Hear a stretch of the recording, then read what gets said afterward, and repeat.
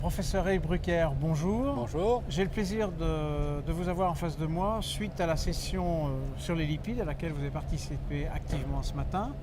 Est-ce qu'on peut retenir quelques éléments de cette session et peut-être resituer ce qu'elle a apporté ou pas encore par rapport à l'évolution de la thérapeutique hypolipidémiante qui est quand même foudroyante en ce moment? Oui, alors globalement, il y a eu beaucoup de choses sur les lipides dans ce congrès.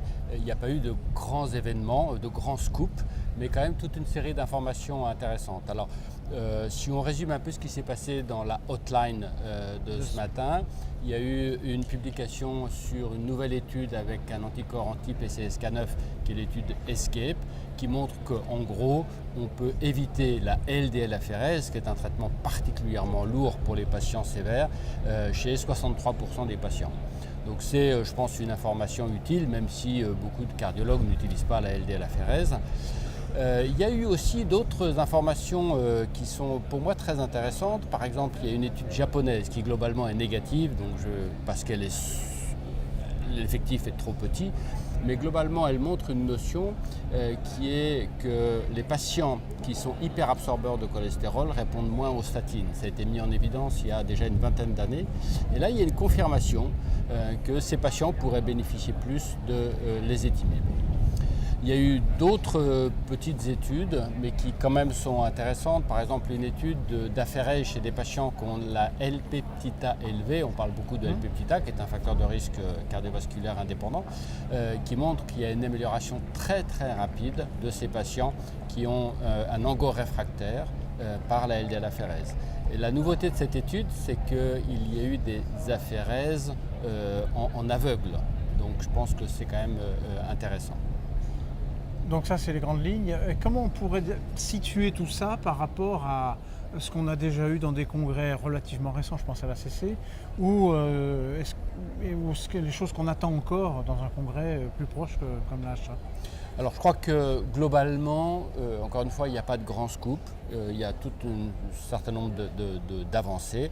Les grands scoops à venir seront l'étude GLAGOF et les études avec évaluation des événements cardiovasculaires avec les anticorps anti-PCSK9 qui là vont vraiment changer la pratique. À quelle échéance à peu près? Alors le premier, ce sera justement au niveau de la HA. L'étude qu'on appelle l'étude GLAGOF, qui est une étude d'évaluation d'imagerie, sera disponible au niveau de la HA. Et pour la pratique aujourd'hui, donc on commence à prescrire un peu ces médicaments? Non, en pratique non. Et justement, le mot pratique me fait penser au fait qu'il y a quand même aussi la publication des recommandations européennes dans les lipides. Donc il y a eu des recommandations dans beaucoup de domaines dans les lipides. Ces recommandations sont, on va dire, une mise à jour parce qu'il n'y a pas non plus là de grandes nouveautés. Les patients à très haut risque et les patients à haut risque qui nécessitent donc des objectifs différents en termes de LDL, ce sont les mêmes. On reste sur des objectifs à l'européenne plutôt qu'à l'américaine? On reste absolument sur des objectifs à l'européenne, avec moins de 1 g pour le haut risque, moins de 0,7 g pour le très haut risque.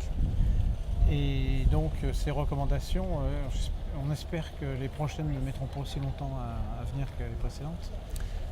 Alors je pense que c'est l'arrivée des nouveaux médicaments qui va refaire discuter, qui pour l'instant ne sont pas disponibles en pratique. Voilà. Et c'est d'ailleurs quand même un problème parce qu'on a des patients très très graves qui mériteraient d'être traités rapidement et malheureusement on n'a pas encore ces médicaments disponibles.